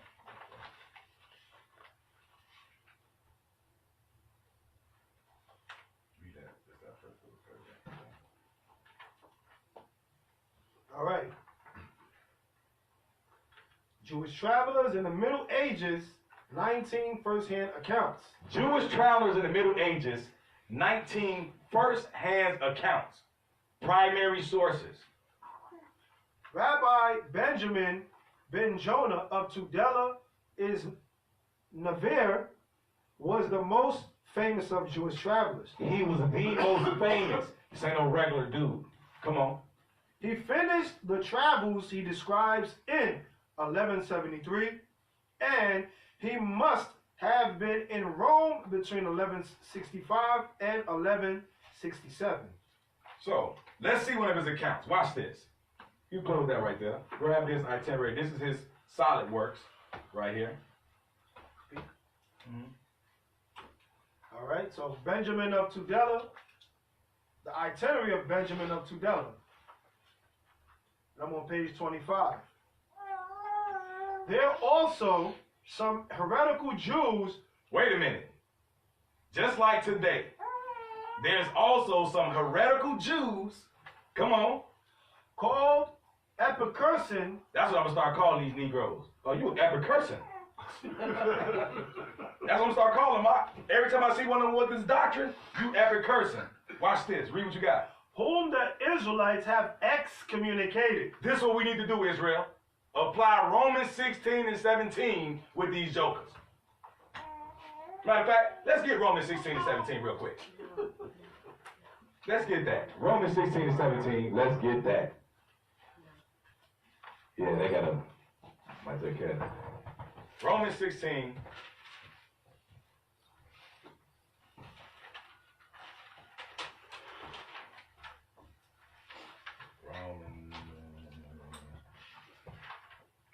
Romans 16 and 17. All right. Romans chapter 16, verse 17. Now I beseech you, brethren, mark them which cause divisions. Mark them. Come on. And offenses contrary to the doctrine which ye have learned, and avoid them. So we marking them right now. Period. And it said avoid them. Let's see, what did Benjamin of Tudela say was going on in the 1100s during the 12th century? Pick up what you got. There are also some heretical Jews called person whom the Israelites have excommunicated They avoided them. in all places. You see that? In all places. New York, LA, Chicago, wherever. Come on. They profane the eve of the Sabbath. Woo! Not the primary source. What did he say? They profane the eve of the Sabbath. Well, battleship sunk tonight. Go ahead. And observe the first night of the week. So, these niggas is half Christian. But, let's think what they did do though. They observed what? The first night of the week. Even then, although they shifted the Sabbath from the 7th day to the first day, even them heretical niggas back then knew that the day started at evening. Wow. Read it from the top. There are also some heretical Jews called Epicurean, whom the Israelites have excommunicated in all places. Boy, reading is fundamental, ain't it? They profane the eve of the Sabbath and observe the first night of the week, which is the termination of the Sabbath. I'm done. I think I might retire after tonight. Wait a minute.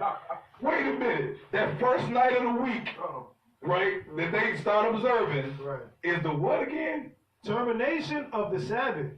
According to this solid, most world-renowned Israelite traveler during the 12th century who traveled the known world 100 years prior to, what's the bastard's name? Marco Polo? Right. He did it before him, 100 years. Look it up for yourself if you don't believe me. He did it before him. And everywhere he went and stopped to go and visit the Jews. In this book, it tells you that the Jews is black. He said all of them are black.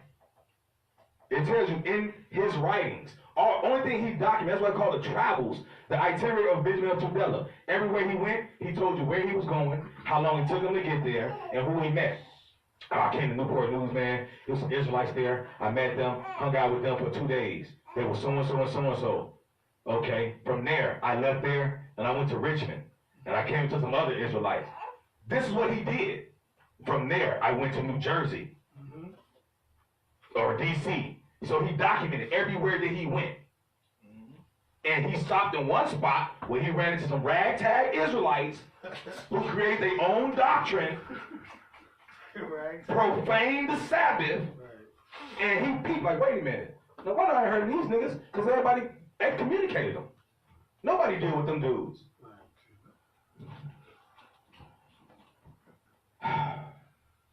Man.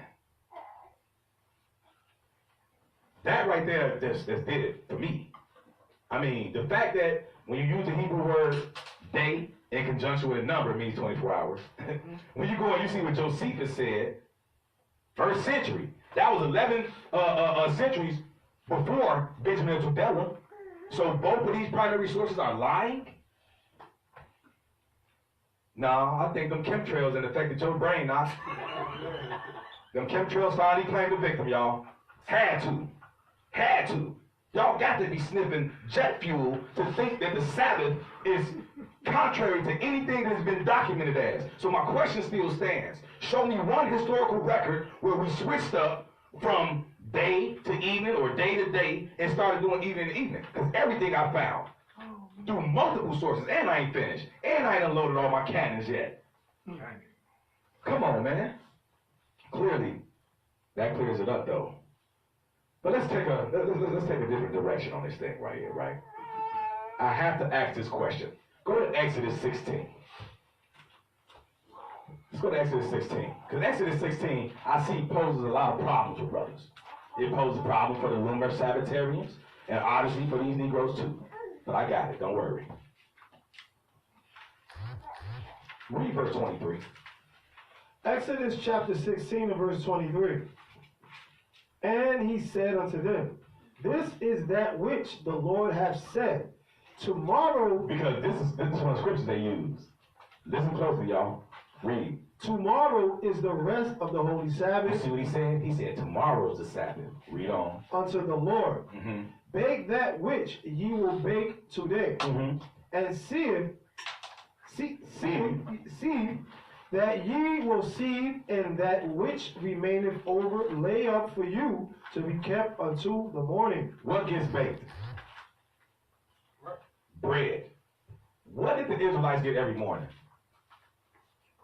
Bread, manna. What did they get in the evening? Quail, meat, right? So every other day they was told, only gather enough for today, because if you keep it till tomorrow, it's going to went bad. It's going to spoil, right? But this time, gather twice as much. And they even told them to bake bread. Why? Because that was their meal in the morning, right? But you wouldn't get any tomorrow morning because it was a Sabbath, right? So you gather twice as much this morning. No doubt. Okay. Where we at? Verse 23, I finished it. Okay, go ahead. Verse 24. And they laid it up till the morning as Moses bade. And it did not stink, neither was there any worm therein. Okay. All praises. Now, let's retract, go back to verse 23. He says, tomorrow is the rest of the holy Sabbath unto the Lord. Bake that which you will bake today, and see that you will see, and there remain over laid up for you to keep it until morning. Brothers have exploited and twisted this verse right here to say, it said you're going to keep this because tomorrow's the Sabbath, and you're going to keep this till the morning. So the morning is the Sabbath. No, I'm telling you to keep this because you ain't getting no bread tomorrow morning. Right? Now here's the question. Why didn't he say, tonight, gather twice as much quail? Because tomorrow evening, it's still going to be a Sabbath. Uh-oh. Because the quail would have worms in it. No. Well, no.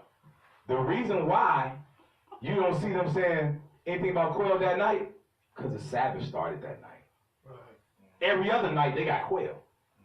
Where's the verse that says, and the quail, y'all going to have to grab that up too. Why couldn't they wait until late on that night to bake everything they wanted to bake before the sun came up? The Sabbath starts in the evening, brothers and sisters. Do not fall victim to the doctrine of devils. Okay? Now, stay in Exodus.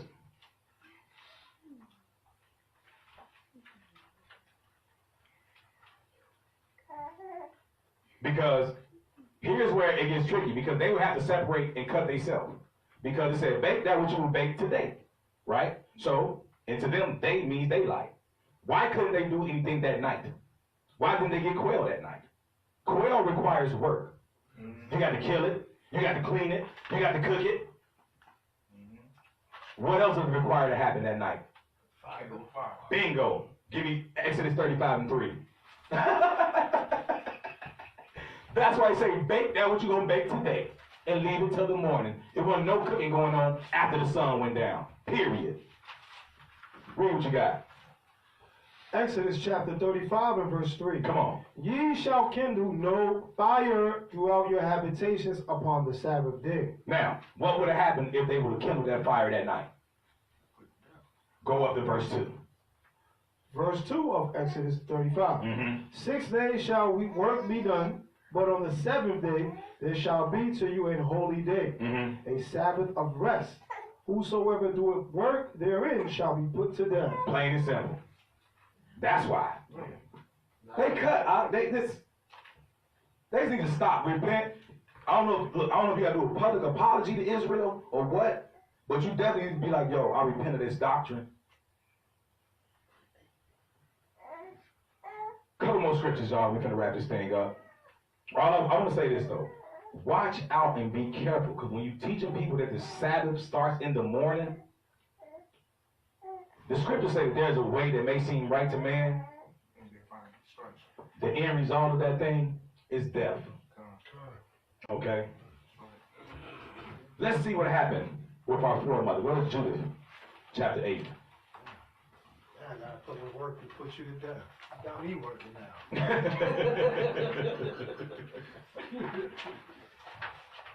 Let's see what happened with Judah. Because what did she do? She fasted during the commanded evening feast. You said Judith. Chapter 8. Start at verse 4. Judith chapter 8 and verse 4. Mm-hmm.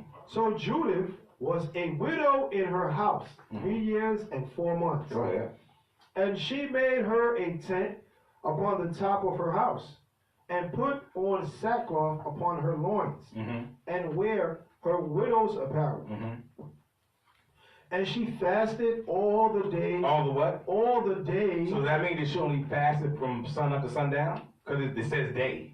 Right. You see how simple this is now? It's I ain't talking about simple as in easy. I'm talking about simple as in foolish. Okay? She fasted all of her days. Come on. Of her widowhood, Uh-huh. save the eves of the Sabbath. Wait a minute. I heard that word before. Didn't we just read about that, about niggas profaning the evening of the Sabbath? Right. From Benjamin of Tudela. Now we see that she fasted when? Save the eves. Oh, I mean, except when? Save the eves of the Sabbath. Go ahead. And the Sabbath and the eves of the new moons Mm-hmm. and the new moons. Because we know new moon kick off is evening time. Time. Same thing. Go ahead. And the feast and solemn days of the house of Israel. Okay. So, what's the eves of the Sabbath or the eves of new moon? It's at sundown. Okay, the evening. All right. When y'all was in the world, y'all knew what the evening was. You knew what New Year's Eve was. Definitely knew what Christmas Eve. They knew what Christmas Eve was, didn't they? Right. Now we don't know. You forgot. Come on, man. This is madness. Judith chapter 6. Let's get some more clarity. Because all the feasts of the Hebrews, all the Israelite feasts, even personal feasts. So we ain't just talking about holy days. We talking about even if, like, let's say I say, you know what, hey, y'all, I'm going to throw a barbecue. We're going to have a little feast, just a little get-together. Historically, the Israelites started those at night, too. Yep. Watch this. Verse 21. Judith chapter 6 and verse 21. And Ozias took him out of the assembly unto his house, Mm-hmm. and made a feast to the elders. He said, I'm going to make a feast for the elders. Come on. And they called on the God of Israel all that night for help. So they feasted all night. Let's get it again. Go to chapter 13. Chapter 13, verse 1.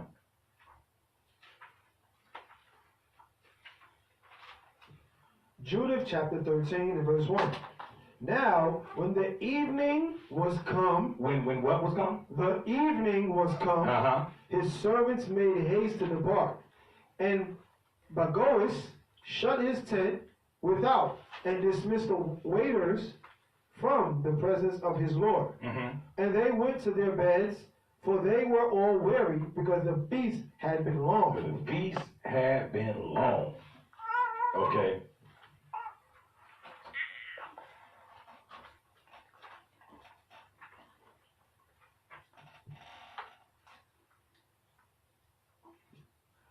So it kicked off in the evening. They partied all night. We out now, man. We exhausted. Right. Okay.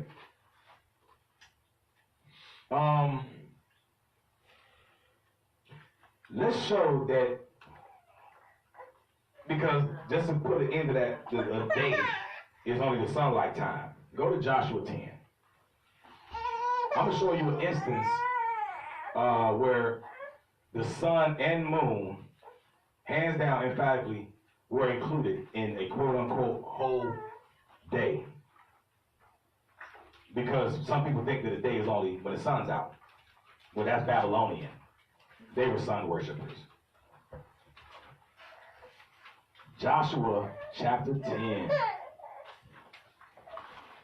verse 13. We all heard of that longest day, right? Yeah.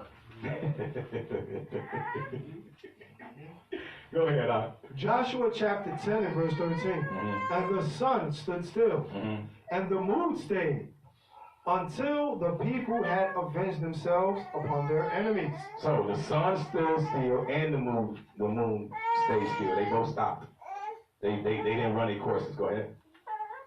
Is not this written in the book of Jasher? So the sun stood still in the midst of heaven and hasted not to go down about a whole day. About a whole day.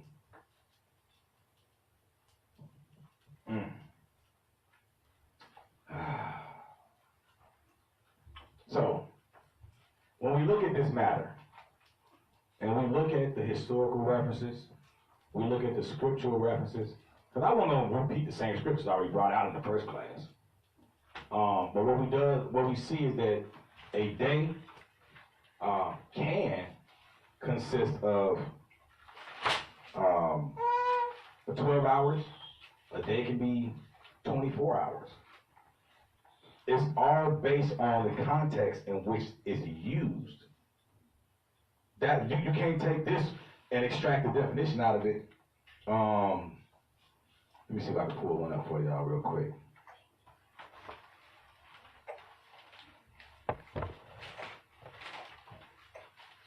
All praises, all praises. The brothers just inboxed me and said, great class. He almost got tripped up. All praises. Hallelujah. That's exactly what we do it for. That's exactly what we do it for, man. Again, if you do away with the primary sources, you do away that Philo said evening to evening. I mean, well, Philo did say it too. But Josephus said it. That's what I brought out. Because somebody, you can say, Philo did say it too. I just didn't bring it out. But if you ignore what Josephus said, you ignore what Benjamin Tudela said, you ignore what the scriptures say. I just say that you need to do a whole lot of soul searching. I understand brothers, wanting to get it right. I completely understand that. But it's very dangerous when you're in a position, especially when you're popular, I'll say. And a lot of people hang on your every word. This is how we end up receiving the greater condemnation, because the power of life and death is literally in the power of the tongue of these leaders in this nation. Okay? Literally. What we tell somebody, even if we just brainstorm, like, you know what I think? Somebody might be like, oh, that's the right way.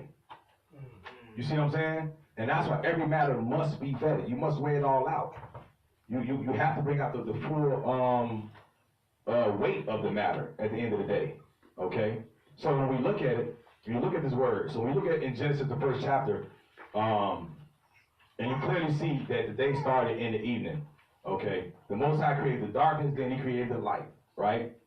You're not going to separate that. You can't say that that wasn't a part of the Most High's creation. We already know that to be a fact. The Hebrew word boker or bakar, when you use it in its proper tense, in its proper terminology, it literally means a day in that context, a 24-hour full day.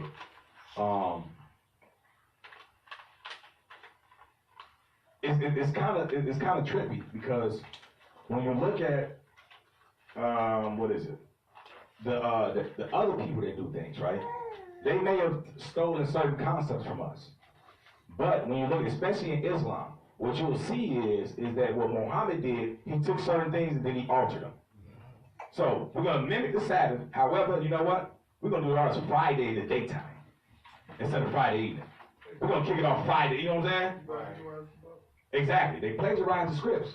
So instead of Day of Atonement and where we fast and do all this for a day, we're gonna have Ramadan. You see what I'm saying? So that's all it was. So it's the same thing when it comes down to when the day starts. Because with them, the day is from starts at dawn, ends at dawn. The Romans and the Egyptians, they said that the day began at midnight. Wow. In the middle of the night. So you got them saying in the middle of the night, at midnight, and then you got the Babylonians who started their days at sunrise. Again, you can dance around, you can bring out 50,000 scriptures. That don't mean that you can't twist them to your own understanding and ultimately your own demise. What I want you to do is bring out some hardcore historical and archaeological proofs like I provided today. I provided the evidence at the mouth of more than 2 or 3. I provided 2 or 3 in the scriptures or better. I provided 2 or 3 historically. I went to 2 or 3 different Bible commentaries and dictionaries. In every aspect, I provided 2 or 3 or greater. What you're not going to do is separate the rules of the Hebrew language. When you use the word for day and you put that with a number, it means a whole 24 hours. Period.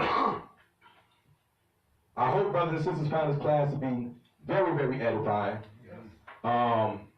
If you are a person that subscribes to a daytime Sabbath, or a day begins at daytime, or the sun comes up, and you offer to the sun worship thing, just repent. Okay? It's not too late. Right now, this is where that grace and mercy comes in at, and you're able to say, you know what? My bad to the Most High. Okay? Turn from that iniquity, offend less. Now, what may stand in the way of brothers and sisters that subscribe to this, because they've been pushing it real hard, it's pride. That's right. Pride. Pride is not going to allow a lot of them to repent of this wicked doctrine. See, it's just like when them brothers, IUIC came up with that full moon doctrine.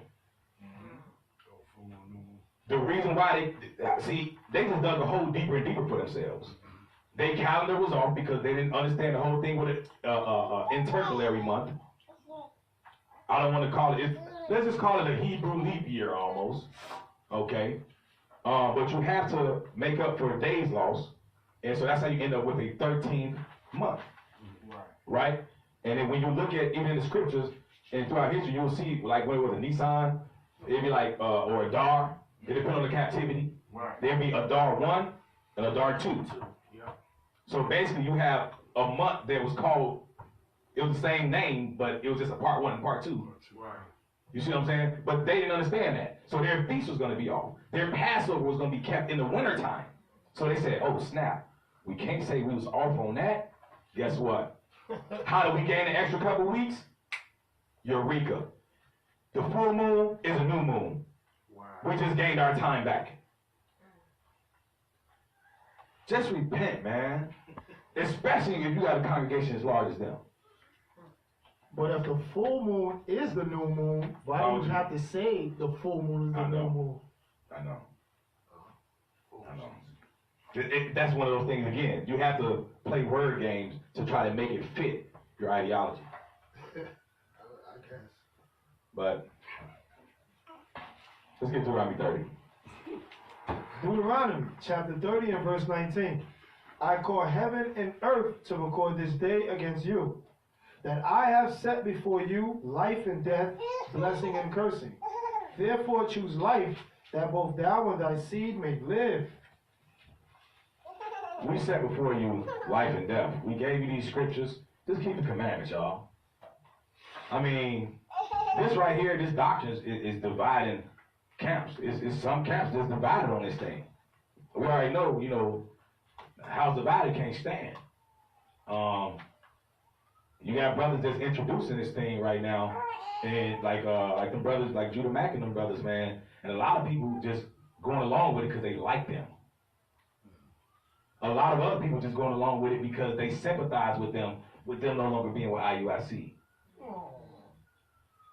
Oh, you didn't need them, no way. So whatever you introduce, you're right, because it goes against contrary to what they teaching over there. Wow. See what I'm saying? You just come up with anything that goes against. Exactly. I'm gonna say this, man. I'm not saying that I'm 1/3. I have no idea. Okay? None of us know. We're all striving to be accepted. Right. All right? However, what I will say is, day after day, and I mean that in a 24-hour period. Swing. Oh, Sean, we were only thinking when the sun up. No. Day after day, I look around and I realize, and it's very disheartening, but I realize how much more 2/3 is a number that's going to be very, very easily attained. I can see it.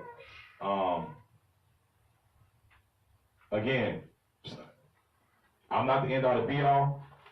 The brothers that's teaching this doctrine, don't come with First of all, I know don't either one of y'all that teaches doctrine deal with Hebrew. I know this. So don't even come to me with no Hebrew words, because you can't get around the fact that day in Hebrew in conjunction with a number means 24 hours. So don't even come at me with Hebrew.